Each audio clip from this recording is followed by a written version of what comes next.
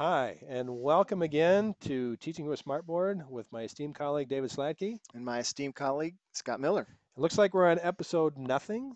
Uh, there is something there. We Oh, just okay. have to Oh, okay. erase it to kind of see. Oh, there we go. There we go. Episode 14. Yeah, 14 Wow. already. Yeah, And this is Teaching with Smartboard. And we always have a little emphasis. Again, it's today is a math emphasis. Although we do cover things that you can use in other that's subjects. right. And in the future, we are going to have some guest speakers from some other disciplines. Is that Right. right? That's right. We Okay. have a few lined up, actually. Okay. All right. And Now, down here, I can see that we have our website where you can go to download all of our pages that we have here from a notebook document. yeah, you could go to here and get some templates from what we're doing right now. And then certainly TeacherTube has um, all of our videos. You can also get it at iTunes. You Okay. know, iTunes also has our podcasts. Good. And we are from Naperville. All right. Whoa, look at Oh, that. Here comes the. All sun. We've right. had the sun lately, Yes, we have. and it's been kind of nice. Hmm. A very beautiful day today. And so we'll just take that off. And we're in Naperville, Illinois, just west of Chicago. So we made it back from Salt Lake City. We did. Well, That's right. we did fly out on one airline and had to fly Yeah, out. American Airlines, our flight was canceled, so we had to go to Southwest. That's right to come back. And there's our email addresses, right? Oops. Whoa, you got to find our email That's right right. there. There's our emails, and so feel free to give us an email. We always love to hear from you. That's right. What's on the docket today, Scott? Well, we have two things. We have a lesson idea of working with magic squares. Okay.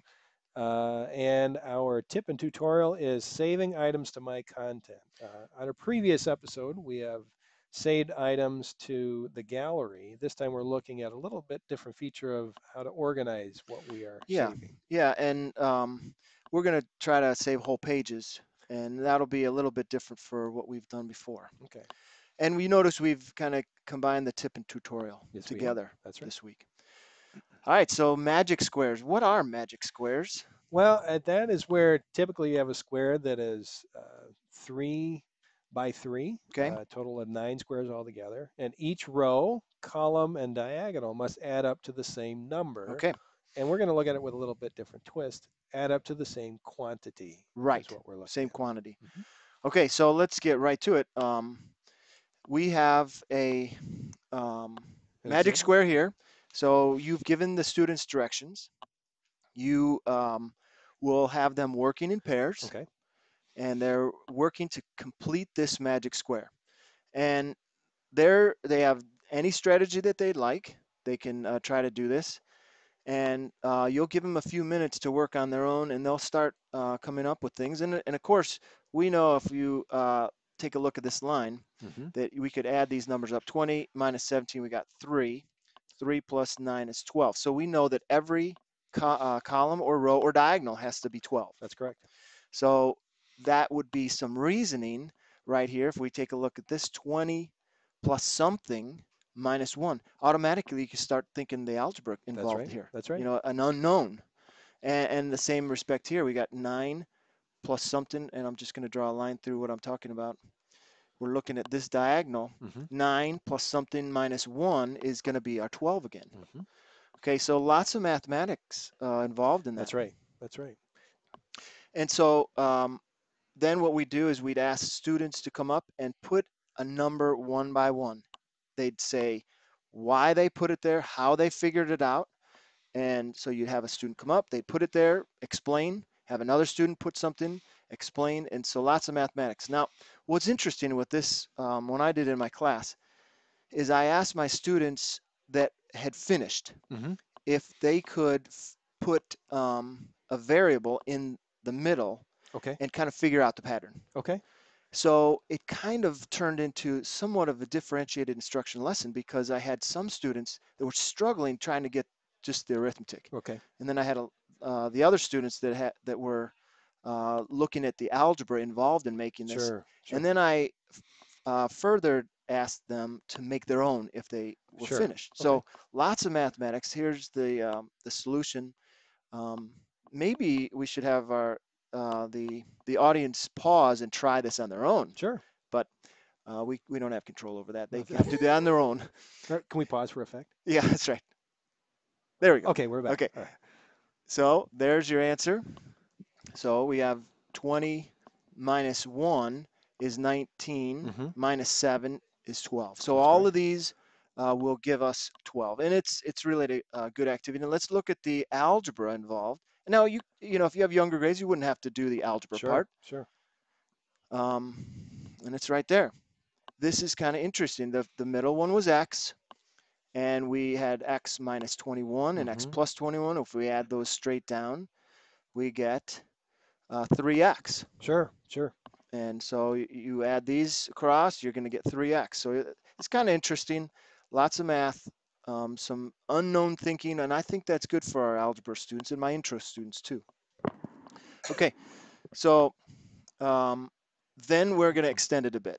That's right. When we're talking about looking at a quantity, then we're moving then from just constants or numerical values now to expressions. It can be algebraic Mm-hmm. expressions. And here we have just some linear terms that we're working with. Negative 5x, negative 2x, and 16x. And again, we add those together across to find out what our common sum is. And we wind up then with negative 7x Mm-hmm. plus 16x gives us 9x. Right. And so that's the value that every column, Right. every row, and every diagonal has to add up to. Yeah. And you can make these a bit harder Okay. to make some guess and check. For instance, we don't have to give them a full row. Okay. Then there's even more trial and error. It could even take them longer. This might take them, depending on the age, maybe 4 or 5 minutes to get. And, Okay. um, you know, uh, so I've just found out about magic squares, and certainly they're not limited to 3 by 3, but That's 3 right. by 3 works for our smartboard real Sure. well. Sure. Because the visual imaging showing up and being Right. very easy to see Mm-hmm. and to work with. Right. Okay, so magic squares. And then of course, we gave a template. That's right. That's right. And I Now, noticed, Dave, in terms of the way you've set this up again, is for students and being able to communicate what square that they're working with mm-hmm. and the process that they use to problem solve. Again, you've gone with a different color for each Right. square and then a different letter then to help students to draw attention to exactly where they're working Yeah, their through the location. mathematics. Right. It helps out when they're trying to discuss with their partner That's right. and communicate. Now, talking about different levels, Dave, Okay. I got a question for you. All right. Um, uh, do you know why calculus is not taught in the junior high? Why is calculus not taught in the junior high? Do you know that? No, I don't know. Because you have to be 16 to be able to derive. That is funny. My daughter just got her license Yes, she did. yesterday. Yes, she did. That's right. Um, cool. That's a good one. Hey, what do you call a cow that's on 2 legs? I don't know. What do you call a cow that's on two legs? Lean beef. That's good. That's good. And then what do you call a cow that is lying on the ground? I don't know. Ground beef. Oh, look, there we go. Okay. Well, in the news this week, our current event is I heard that your cat passed away. You did. Yeah. I looked it up in the news. It's a 150-pound cat. Did you hear about that? No, no, I didn't hear about No, that. it's it's not your cat. I know it's the cougar Okay. that was in Chicago area Okay. that was running wild. You didn't hear about this? No, I did not. Yeah, it was running wild. I think it's just a wild cougar, not from anybody that has exotic animals, and it's just they had to shoot it because it was roaming in urban area. Oh, wow. So the Wow. police and people are pretty upset because they had to kill it, but 150 pounds That's of a pretty big. wild cat running at a police officer. Yeah. I don't think 20-minute delay with tranquilizer is going to be too good. Maybe not. Not enough time to get Maybe. away. Nope. All right, well, let's take a look at our saving items in My Content. Okay. First, we need to make folders in My Content. Okay. So I have some examples. I have graphs, algebra, timers, structures. Mm-hmm. Then anything that you'll use repeatedly, you can put into that. That's correct. And so that may be items that you create, or it may be items that you end up dragging in from the gallery Right, and then move them into My Content because you use them very right. frequently. That's right. So we're going to put some whole pages into that.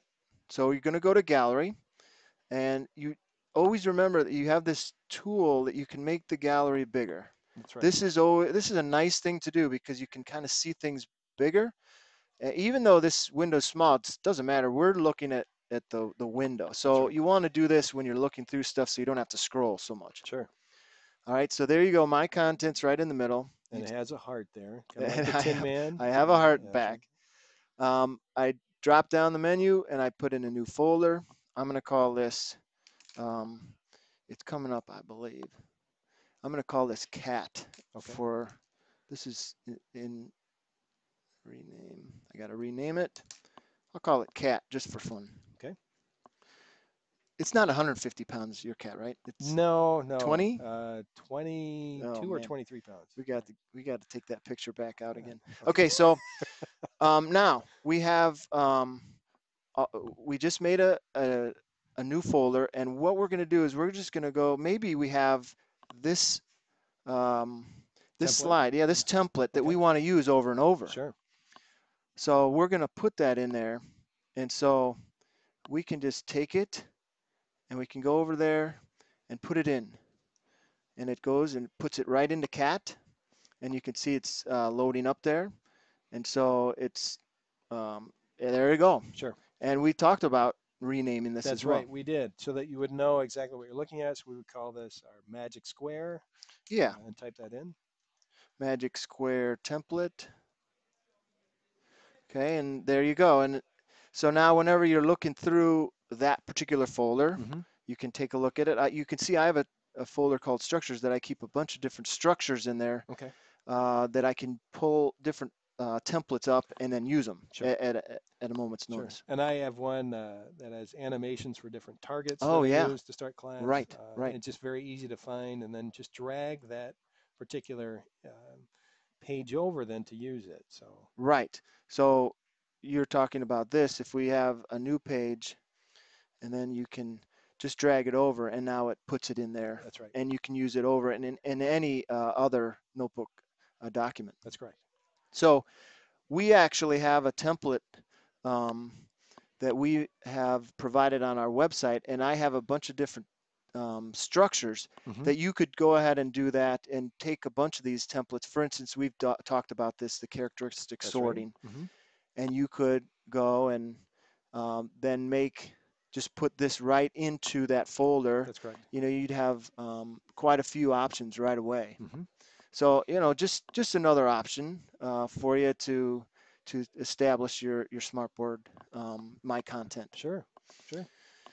So let's see, we have um, covered these options, That's and right. you've put whole pages. We've also talked about, you know, just directions. If you have Mm-hmm. directions that you use over and over, you can just put those into your My Content as That's right. well, your gallery. That's right. And again, it's a time-saving feature for you. Some on the front end in terms of creating this, but then much more efficient for you in terms of working with seamless instruction in the Mm-hmm. classroom. That's right. And we've talked about this before. We'd love for you to submit a lesson, Mm-hmm. and there's our emails. Feel free to submit that to either one of us, and we will give you credit, talk about your lesson, Yes. and share, because we like to share the things that have been successful for us That's right. to other people to kind of help this interactive whiteboard phenomena. That's right. That's right. So, So to review again what we did today, okay, we looked at working with magic squares and not just with numerical values, but looking at it also with algebraic expressions mm-hmm. and ways that you can differentiate in your classroom based on what your student readiness is that you're working with on these magic squares. And then our tip and tutorial is about saving items to My Content. And again, just to reiterate who we are and where you can find us. Yep. There's our emails, and we look forward to hearing from you. Yep. And I thought to end the podcast, maybe you should do that "Here Comes the Sun" song. Oh, no, no, no. You that's okay. sure? Yeah, that's all right. We, you know, it would be a treasure for the listeners. I forgot my guitar this time. Okay. So. Talk to you next week. Okay.